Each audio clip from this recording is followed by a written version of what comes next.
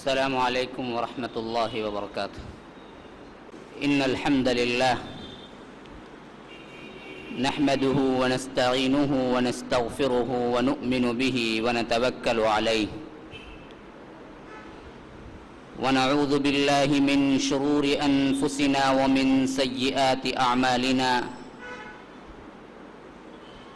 من يهده الله فلا مضل له ومن يضلل فلا هادي له. وأشهد أن لا إله إلا الله وحده لا شريك له وأشهد أن محمدًا عبده ورسوله. أما بعد فإن خير الحديث كتاب الله وخير الهدي هدي محمد صلى الله عليه وسلم وشر الأمور محدثاتها وكل محدثة بدعة وكل بدعة ضلالة وفي رواية وكل ضلالة في النار. فأعوذ بالله من الشيطان الرجيم. بسم الله الرحمن الرحيم.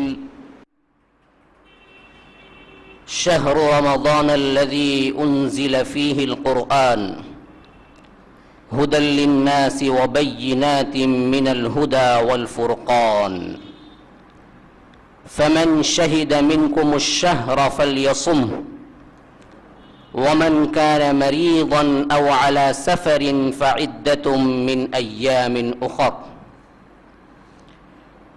يريد الله بكم اليسر ولا يريد بكم العسر وَلِتُكْمِلُوا الْعِدَّةَ وَلِتُكَبِّرُوا اللَّهَ عَلَى مَا هَدَاكُمْ وَلَعَلَّكُمْ تَشْكُرُونَ. اللهم أرنا الحق حقا وارزقنا اتباعه وأرنا الباطل باطلا وارزقنا اجتنابه.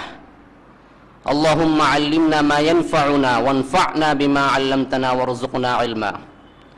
رب اشرح لي صدري ويسر لي امری واحلل عقدة من لسانی یفقهوا قولی. برادران اسلام،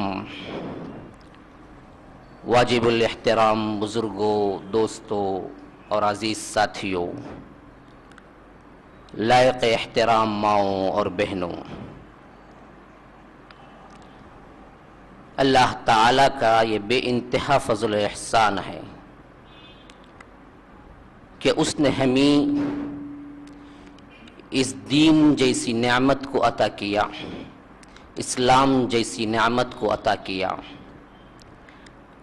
اور اس اسلام کے ذریعے بہت سے موسموں میں، بہت سے ماہ میں، بہت سے دنوں کے اندر خود قرب الہی کے مراتب و ذرائع قائم کر کے اپنی رحمت کا بے انتہا ثبوت دیا ہے. اللہ تعالی عمومی طور پر اپنے بندوں پہ رحم کرتا ہے، لیکن خصوصیت کے ساتھ بعض دن میں، بعض اوقات میں، بعض گھنٹوں میں، بعض سالوں میں، بعض لمحات میں خصوصیت کے ساتھ اس کی رحمت کی برسات برستی ہے، جس میں ہر کس و ناقص کو کہتا ہے کہ میں معاف کر دیتا ہوں. اگر توبہ کے دل لے کے کوئی پلٹتا ہے تو اللہ تعالیٰ کہتا ہے کہ میں کل کے کل تمہارے گناہ معاف کرنے کے لیے تیار ہوں. اس طرح کے موسم خود عطا کرتا ہے، یہ اس کے رحمت کی سب سے بڑی دلیل ہے. ایسے ہی ایک موسم کا زمانہ ہے جو ہمارے لیے آنے والا ہے. رمضان کی آمد ہے. یہ دراصل کیا ہے؟ اللہ کی رحمت کا ایک بے انتہا ثبوت ہے جو سب سے پہلے کلمے میں رکھا ہے. بسم اللہ الرحمن الرحیم، الحمدللہ رب العالمین الرحمن الرحیم.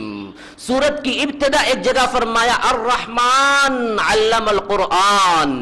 دیکھیے رحمان سورت کی ابتدا میں بھی فرمایا، اسی طرح ہم ابتدا کرتے ہیں تبھی فرمایا، اسی طرح اس کے نام سے ایک سورہ رکھا.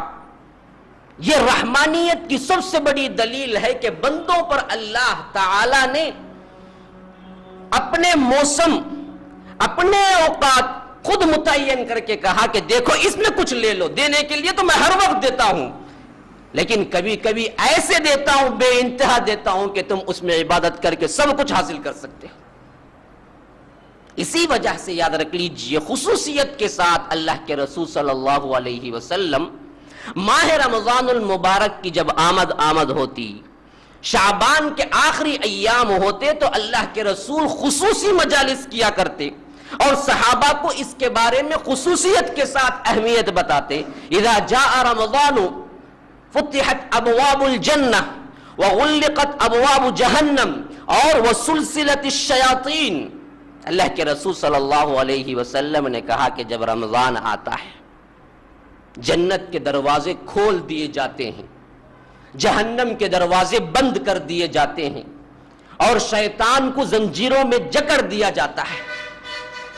اسی طرح اللہ کے رسول صلی اللہ علیہ وسلم نے بتایا ترمذی کی روایت میں، کوئی ایک دروازہ بھی ایسا نہیں ہوتا جو جہنم کا بند نہ کیا گیا ہو، کوئی ایک دروازہ بھی ایسا نہیں ہوتا جو جنت کا کھول نہ دیا گیا ہو، اور اللہ تعالی افطار کا وقت ہو یا ہر دن کی رات کا آخری پہر ہو، بہت سو کو جہنم سے آزاد کرتا ہے ان کے عبادتوں کے بدلے۔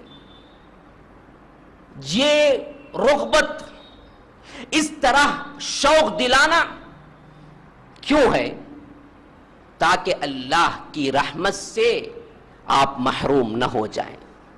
اسی کے پیش نظر سمجھیے کہ آج کا جو عنوان ہے اس کا ایک پہلو مسائل سے متعلقہ ہے، ایک پہلو فضائل سے متعلقہ ہے۔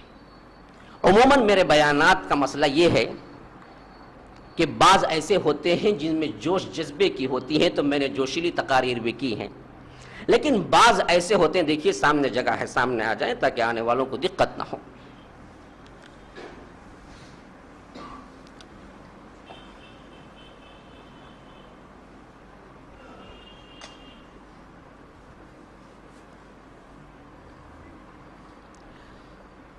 تو اسی طرح احکامات سے متعلقہ باتیں دراصل جوش اور جذبے سے زیادہ عقل سے اپیل کرتی ہیں، متعلقہ امور کو سمجھا جائے۔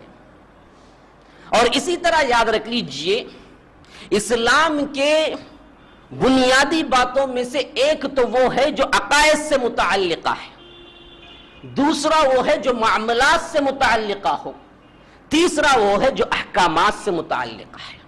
اور بندے پر معرفت کے لحاظ سے، جاننے کے لحاظ سے سب سے پہلا فریضہ یہ ہے کہ وہ عقائد جانے، اس کا رب کون ہے، اس کا عقیدہ کیا ہونا چاہیے، اس کے حقوق کیا ہیں۔ دوسرے نمبر پر حقوق العباد جانے، معاملات جانے۔ تیسرے نمبر پر احکامات جانے، اس خدا کو جس نے تمہیں پیدا کیا ہے وہ کیا چاہتا ہے تم سے، کیسی زندگی گزارنا ہے تمہیں، اس بارے میں آپ کے لیے احکامات کیا ہیں۔ تو یاد رکھ لیجئے آج کا جو موسم اور آج کا جو متعلقہ عنوان ہے، زیادہ سر بحث جو ہوگی وہ احکامات سے ہوگی کہ کرنا کیا ہے، کیا کرنا نہیں ہے، کن سے چیزیں ٹوٹ جاتی ہیں، جن سے صیام فاسد ہو جاتے ہیں اور کن سے اس کے پورے ہوتے ہیں، مباح جائز چیزیں کیا ہیں۔ تو اس حیثیت سے جب میں گفتگو کروں گا مسائل کے لحاظ سے، آپ جتنا نوٹ کرنا چاہیں نوٹ کرتے چلے جائیں، لیکن جہاں تک ہو سکے ذہن اور قلب کے ساتھ مجلس میں ساتھ دیں گے تو بات سمجھنے میں آسانی ہوگی۔ جوشیلی تقریر ہوتی ہے تو اس کے لیے آپ ادھر ادھر بھی گردش کر رہا ہو ذہن، پھر بھی تو کچھ باتیں سمجھ آ جائیں گی، لیکن متعلقہ احکامات کو سمجھنے کے لیے اچھی طرح کیا ہے، ہمتن گوش بننا ہے۔ جیسا کہ اللہ کے رسول صلی اللہ علیہ وسلم کی مجالس میں صحابہ کا کردار ہوا کرتا تھا۔ صحابہ خود بیان کرتے ہیں کہ بعض مجالس ہمارے ایسے ہوا کرتے تھے، ہم اللہ کے رسول صلی اللہ علیہ وسلم کے سامنے ایسے بیٹھ جاتے تھے گویا کہ انہو ہمارے اوپر پرندے بیٹھے ہوئے ہیں، یعنی جنبش کریں گے تو پرندہ اڑ جائے گا۔ اس طرح بغیر حرکت کے ہم ہمتن گوش بن جاتے کہ کیا کہہ رہے ہیں، ایک ایک بات کو اپنے ذہنوں کے اندر اتارنے کی کوشش کرتے۔ تو اسی طرح یاد رکھ لیجئے اب سیام اور اس کے فضائل و مناقب و احکام و مسائل، اس کے لیے ہم نے عنوان باندھا تھا کہ روزے کے 70 مسائل، ہو سکتا ہے بڑھ بھی جائیں کم بھی ہو جائیں، تعداد سے بحث نہیں ہے۔ اصل مسئلہ یہ ہے کہ متعلقہ جتنے مسائل ہیں تاکہ آنے والا ماہ اس میں جو روزے رکھنا ہے اس میں ہم اللہ تعالی کی مکمل طور پر فرما برداری کریں اور مکمل طور پر اس کی اطاعت کریں اور اس کی نافرمانی سے بچ جائیں. کب ہو سکتا ہے؟ تبھی ممکن ہے جیسے اللہ کے رسول صلی اللہ علیہ وسلم نے بتلایا ہے اسی کے مطابق آپ عمل کرتے جائیں. کیوں؟ اللہ کی رضا اور اللہ کی ناراضگی کو ناپنے کا یا جانچنے کا کوئی آلہ آج تک کسی انسان کے پاس ایجاد نہیں ہوا ہے. یاد رکھ لیجیے، اللہ تعالی کی ناراضگی یا اللہ تعالی کی رضامندی ایک بندہ کیسے معلوم کرے کہ اللہ کی ناراضگی اس میں ہے یا اللہ کی رضا اس میں ہے؟ یاد رکھ لیجیے، آج تک کوئی آلہ ایجاد نہیں ہوا اس کے لیے کہ ناراضگی کس میں ہے، رضامندی کس میں ہے. ایک ہی ذریعہ ہے، ایک ہی سلسلہ ہے، ایک ہی آلہ ہے، وہ ہے محمد الرسول اللہ صلی اللہ علیہ وسلم کی شخصیت ہمارے لیے اور اس سے پہلے ان انبیاء کے لیے جس قوم میں وہ آئے تھے. انبیاء کرام دراصل کیا بتانے کے لیے اصل میں آیا کرتے تھے؟ مشن کیا ہے، مقصد کیا ہے؟ صرف ایک ہی ہے، رضا کس میں ہے، ناراضگی کس میں ہے. یہی بتانے کے لیے انبیاء کرام آیا کرتے تھے ہمیشہ اپنی اپنی قوموں میں. اور آخری پیغمبر محمد الرسول اللہ صلی اللہ علیہ وسلم، لا نبی بعدی، اس کے بعد کوئی نبی آنے والا نہیں، انہوں نے بھی امت کو یہی بتایا ہے کہ کس میں اللہ کی رضامندی ہے، کس میں اللہ کی ناراضگی ہے. اب یہ ماہ صیام کا اصل مقصد بھی کیا ہے؟ یہی ہے کہ سب سے زیادہ اللہ تعالی کی رضا کی باتوں کے لیے آپ تلاش کرتے ہوئے آگے بڑھتے چلے جائیں اور اللہ تعالی کی ناراضگی کی باتوں سے آپ اجتناب کرتے ہوئے دور ہوتے چلے جائیں. سب سے پہلے یاد رکھ لیجئے اس سلسلے میں جو گفتگو ہوگی وہ ہے صیام کی فرضیت کے سلسلے میں. سب سے نمبر 1 مسئلہ ہے فرضیت صیام. روزے کی فرضیت اسلام کی نظر میں کیا ہے؟ یاد رکھ لیجئے ارکان اسلام میں 5 ارکان جو ہیں ان میں سے ایک پہلا رکن توحید کا ہے، نماز کا ہے، زکوٰۃ کا ہے، پھر آپ کو روزہ ملے گا. یہ وہ رکن ہے جس کا اگر کوئی اپنی زبان سے انکار کر دے تو کلی طور پہ کافر ہے علماء کے متفق علیہ فتوے کے مطابق. اگر عمل تساہل کرے تو اس کو سمجھایا جائے گا، اگر وہ مسلسل انکار کرے تو یاد رکھ لیجئے گورنمنٹ شریعت اسلامیہ اس کے لیے جو سزا چاہے دے سکتی ہے، قید کر سکتی ہے. سب سے پہلا، اب آپ پوچھیں گے دلیل کیا ہے؟ بہت سی آیتیں، بہت سے احادیث اس بات پر دلالت کرتے ہیں کہ یہ فرضیت ارکان اسلام کی ان فروض میں سے ہے جو بنیادی ارکان قرار دے دیا گیا. جیسا کہ گفتگو ہوئی ہے لیس البر ان تولوا وجوهكم قبل المشرق والمغرب ولكن البر من آمن بالله واليوم الآخر والملائكة والكتاب والنبيين وأقام الصلاة وآتى الزكاة والموفون بعهدهم إذا عاهدوا. اب پڑھتے چلے جائیے اسی تسلسل سے آنے والی آیت 83 100 بقرہ کی، یا ایھا الذین آمنوا کتب علیکم الصیام کما کتب علی الذین من قبلکم لعلکم تتقون. اے لوگوں جو ایمان لائے ہو تم پر روزے فرض کر دیے گئے ہیں اسی طرح جس سے اس سے پہلے امتوں پر فرض کر دیے گئے تھے، لکھ دیے گئے ہیں. مقصد سیام کا یہاں ایک واضح انداز میں آپ کے لیے خاکہ کھینچ دیا گیا ہے لعلکم تتقون، تاکہ تمہارے اندر تقوی پیدا ہو. مقصد سیام کا اصل مقصد کھانا پینا ترک کرنا نہیں ہے، اصل مقصد تمہارے اندر تقوی پیدا ہو. اور اسی طرح یاد رکھ لیجئے جب حدیث جبرائیل میں حضرت جبرائیل نے سوال کیا تھا مل اسلام، الاسلام ان تشہد ان لا الہ الا اللہ وان محمد رسول اللہ وتقیم الصلاة وتؤتی الزکاة وتصوم رمضان وتحج البیت ان استطعت الیہ سبیلا. اللہ کے رسول صلی اللہ علیہ وسلم نے جواب دیا.